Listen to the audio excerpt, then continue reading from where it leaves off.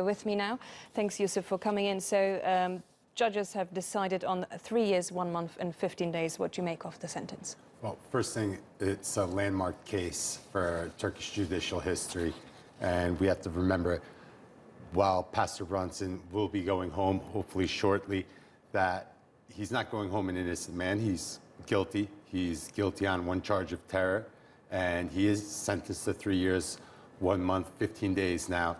He's released on time served, but it's important to remember that he's guilty. He has committed a crime in Turkey, but the time served and taking into account his health, the judge was lenient on him and handed a sentence that allows him to go home.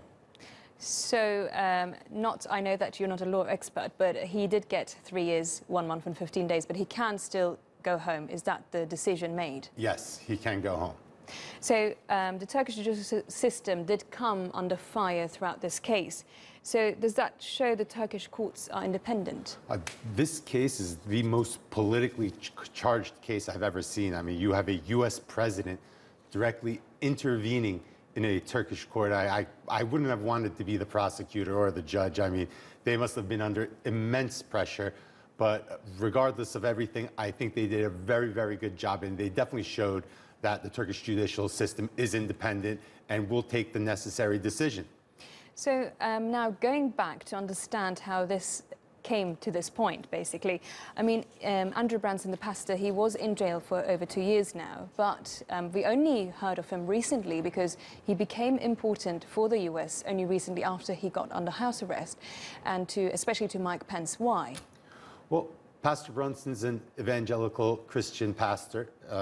Mike Pence is from the same congregation. He's also an evangelical Christian. They're a big part of President Trump's voter base. And midterm elections are just a couple weeks away. Very, very important for Trump domestically to bring Pastor Brunson home. That's a lot of votes. That's a lot of support. His support is waning right now. He really needs that bump in the polls for the Republicans. And it's become a very, like I said, a very politicized case, and sanctions, tariffs, a lot of hard rhetoric coming from the United States, a NATO ally of Turkey, a strategic ally of Turkey. So personally, I'm actually very happy that this is all behind the two countries, and hopefully the U.S.-Turkish relationship could heal itself and move forward after this. Well, before talking about the Turkey-US relationship, the US media reported today that a deal was reached between Turkey and the US. Do you believe so?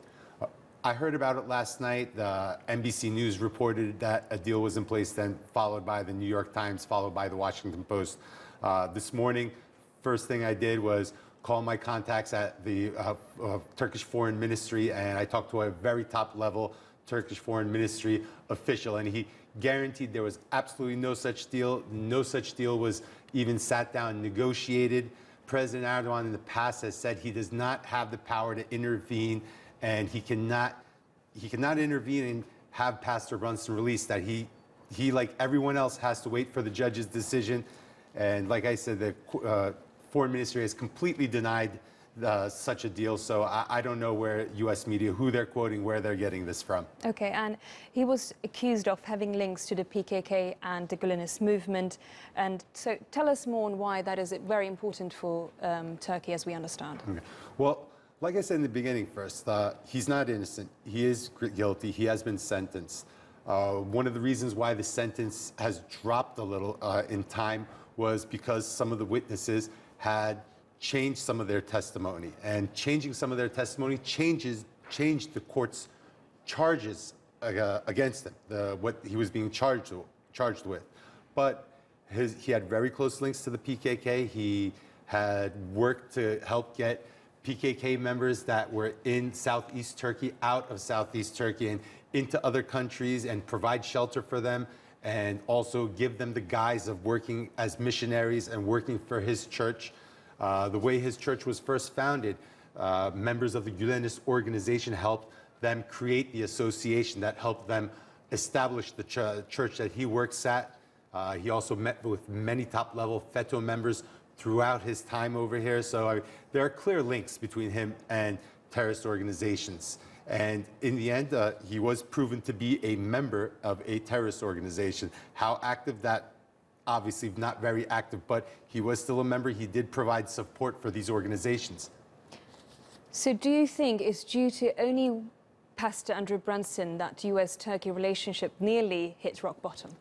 Well, it's a lot more complex than just Pastor Brunson, but for the short term right now, this is definitely going to be a Band-Aid on the wound, but it's not going to completely heal the wound. You still have an F-35 crisis. You have a sanctions crisis, which is probably going to be solved very, very quickly now that the Brunson case has reached a conclusion, because the sanctions were placed because of Brunson. So that will help a little, having the sanctions pulled back. Now, like I said, you have the F-35, you have the S-400 deal with Russia, which America is really adamantly against protesting this deal because they feel that the S-400 missile system cannot be integrated with NATO missile systems, and it could put in danger the stealth technology of the F-35. You have American support for the YPG, a Kurdish militia group that Turkey considers a terrorist, and the Syrian arm of the PKK, which is also a terrorist organization recognized by America and the EU and Turkey as well. Besides that, you have just many other problems. You have the leader of the alleged July 15, 2016 coup, Fethullah Gülen, living in Pennsylvania. Turkey wants to extradite him. They've handed a lot of evidence, and they're still awaiting extradition. They're waiting for America to make a move. You have the Halkbank case with Iran sanctions. So as you can see, there's a lot of problems in that relationship. But this Pastor Brunson, in the short term, it will be a step forward, hopefully lifting one problem in that relationship where now both sides can concentrate on solving other problems in the relationship. Well, thank you very much for that there, Yusuf Erim.